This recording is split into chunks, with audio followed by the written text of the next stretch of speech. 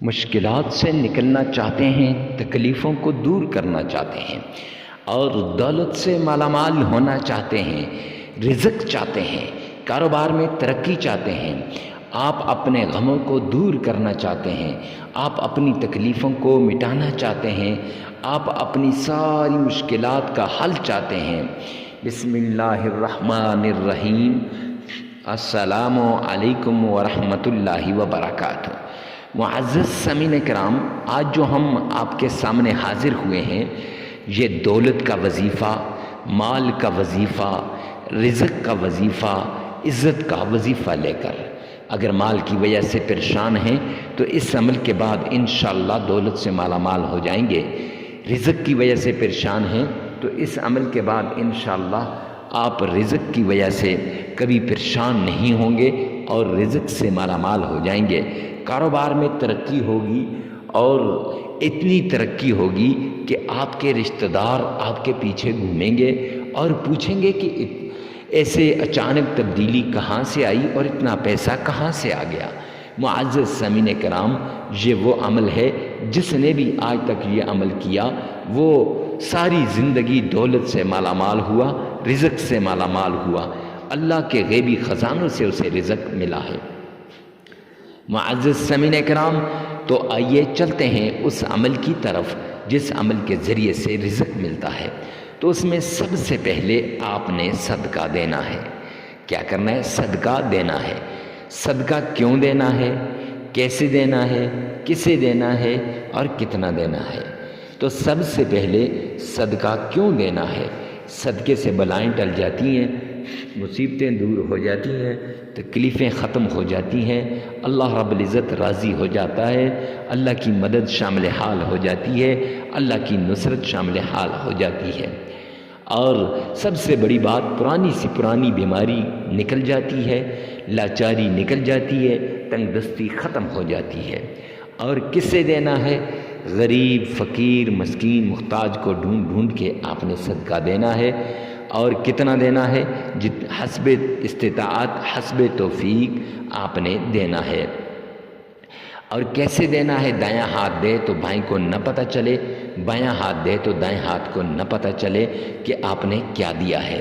معزز سامعین کرام، اس کے بعد آپ نے جب یہ عمل ہو جائے تو صدقہ دے دیا جائے تو اس کے بعد آپ نے آمنہ کے لال عبداللہ کے در یتیم جناب محمد مصطفیٰ احمد مجتبیٰ رسول عربی صلی اللہ علیہ وآلہ وسلم کی شان میں درود پاک پڑھنا ہے۔ اب درود پاک اس طریقے سے پڑھیے تاکہ آپ کے سارے کام ہو جائیں۔ حدیث پاک کے اندر آتا ہے مشکلات کے حل کے لیے آپ درود کا ورد کر سکتے ہیں، اور مشکلات کو دور کرنے کے لیے، دولت کے لیے، رزق کے لیے، مال کے لیے آپ درود پاک کا ورد کر سکتے ہیں۔ معزز سامعین کرام، تو سب سے پہلے آپ نے 7 بار آمنہ کے لال پر عقیدت کے ساتھ، عشق کے ساتھ، محبت کے ساتھ درود پاک پڑھنا ہے۔ آئیے میرے ساتھ مل کے ایک مرتبہ آپ نے شوق سے، ذوق سے، عشق سے درود پاک پڑھنا ہے۔ اللہم صلی علی محمد وعلی آل محمد کما صلیت علی ابراہیم وعلی آل ابراہیم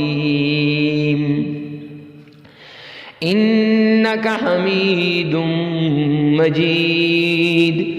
اللہم بارک علی محمد وعلی آل محمد کما بارکت علی ابراہیم وعلی آل ابراہیم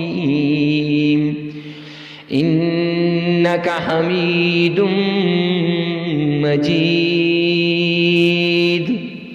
معزز سامعین کرام، پیار سے، شوق سے آپ نے 7 بار یہ درود پاک پڑھنا ہے اس طریقے سے تاکہ آپ کا تلفظ صحیح ہو۔ اگر تلفظ صحیح نہیں تو 3 بار اس ویڈیو میں سے سن لیں اور 4 بار اپنی زبان سے ادا کر لیں۔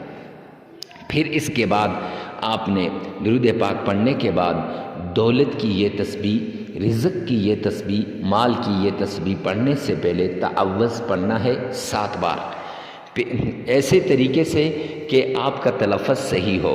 آئیے ایک بار سن لیجئے گا۔ اعوذ باللہ من الشیطان الرجیم۔ تعوذ کو آپ نے پڑھنا ہے، اور جب آپ تعوذ پڑھ لیں تو آپ کو یہ بات ذہن نشین کر لینی چاہیے کہ حاسدین کے حسد سے، باغزین کے بغض سے، شریروں کے شر سے اللہ سبحانہ و تعالی حفاظت فرمائے گا۔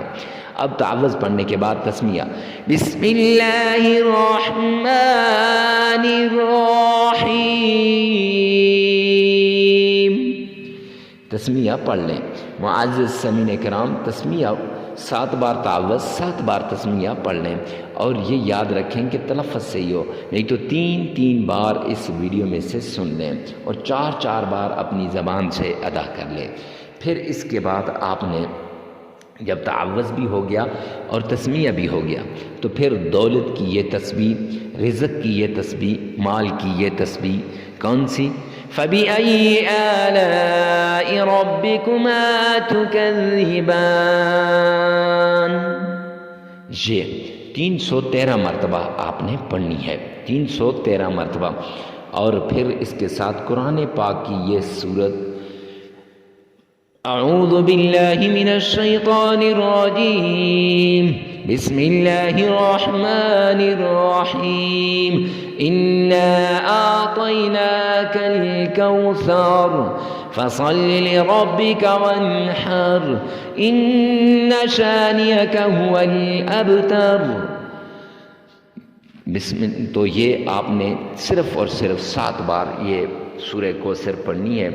معزز سامعین کرام، سورہ کوثر جس وقت آپ 7 بار پڑھ لیں گے تو پھر اس کے بعد آپ نے 3 مرتبہ درود پاک پڑھنا ہے اور 33 مرتبہ استغفار کرنا ہے۔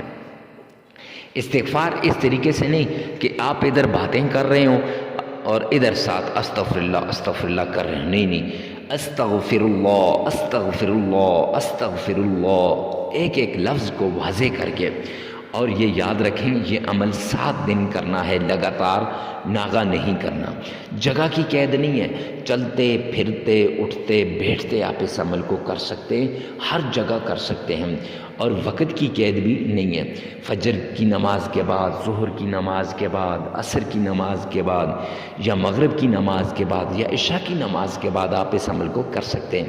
میں یوں کہوں تو یہ بہتر ہوگا کہ میری رائے کے مطابق آپ فجر کی نماز کے بعد یا عشاء کی نماز کے بعد کر لیں تو زیادہ بیسٹ ہوگا۔ ویسے آپ جس نماز کے بعد کریں کوئی دقت نہیں ہے۔ تو معزز سامعین کرام، مرد عورت کے لیے اس عمل کو کر سکتا ہے، عورت مرد کے لیے کر سکتی ہے، ہر کوئی دوسرے کے لیے کر سکتا ہے۔ ویڈیو کو ثواب کی نیت سے صدقہ جاریہ سمجھ کر شیئر کرنا مت بھولیے گا۔ والسلام۔